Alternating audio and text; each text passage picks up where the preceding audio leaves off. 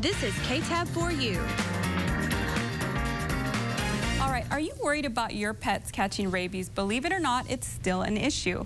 And in today's Pets for You segment, we're joined by Dr. Price. She's going to tell us how to keep our pets safe. So tell us about rabies. I know people heard about it a long time ago, but it's still out there. Yeah, rabies is very frightening because it is a disease that animals can give to people, and people almost always die from it. And those few humans that they've been able to get through rabies and survive have long-term disabilities and problems. And it's so easy to prevent. Right. All we have to do is vaccinate. And it says here that there's 4 confirmed cases of rabies in Taylor County. Yes, so far this year, that's already 2 more than last year, and we still have 3 months to go. There have been 3 rabid skunks and 1 rabid dog. Wow, okay. And so what can we watch out for to recognize a possible rabies? Well, let's break this into 2 sections. Number 1, with regards to wildlife. Think about it. Most wildlife you don't see except at night. Right. I mean, that's when raccoons and possums and deer and foxes and coyotes and everybody are out hunting and doing their thing.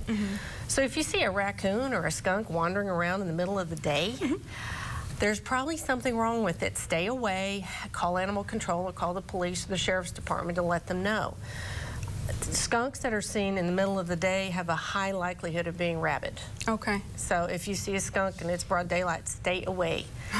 And so again, with wildlife, look for behavior changes. If they have lost their fear of humans, if they're randomly attacking and biting things, if you see them foaming at the mouth, I mean, and stay those away are and all stereotypical symptoms, but they're also real symptoms. They are also right? real symptoms, Okay. because rabies affects the brain first and causes a change in mentation or the mental status. And then it affects the nerves that affect the voice box and the swallowing mechanism, and so the animal foams and drools because it can't swallow, it can't prehend and chew food. And then depending on if it's carnivore or an herbivore, the carnivores tend to have what's called furious rabies, where they go around attacking anything and biting. And then the herbivores like cows and deer and that kind of thing wander around just staggering along aimlessly, drooling. And when you see it, you recognize it. Now, with regards to dogs and cats, again, a behavior change. Any behavior change, note it. What's going on? Now, obviously, we're not going to see rabies in a cat or dog that has been reliably vaccinated several times over the years of its life. But I see an amazing number of pets that the only vaccines they ever got is when they were spayed or neutered when they were 5 or 6 months old, and now they're 12 and 13 years old. And they have no protection. And if they're going out and about, they could be attacked by a rabid animal and then bring rabies into the house. Now, let's say that your pet does catch it for some reason. Is it a lost cause, or can you get help for your pet? You cannot. Okay. They will die within 10 days. That's too sad. And then everybody who handled or touched them had any kind of exposure, because the virus is in the saliva.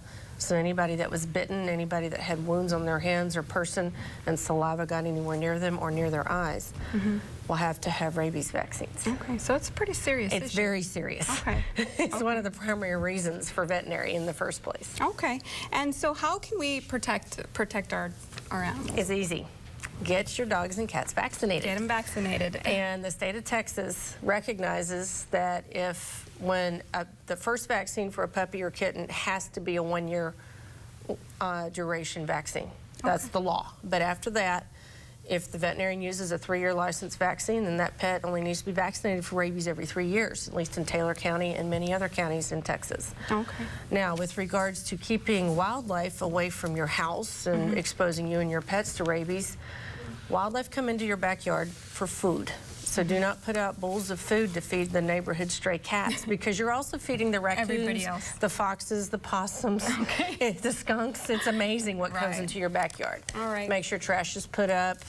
Okay. And make sure bird feeders don't spill. Thank you so much, Dr. It's my pleasure. Price. Thank you. And if you would like more information on the Windmill Animal Hospital, they're located at 2 Windmill Circle next to Sam's here in Abilene, or you can reach them by phone at 325-698-BEST. That's 325-698-8387.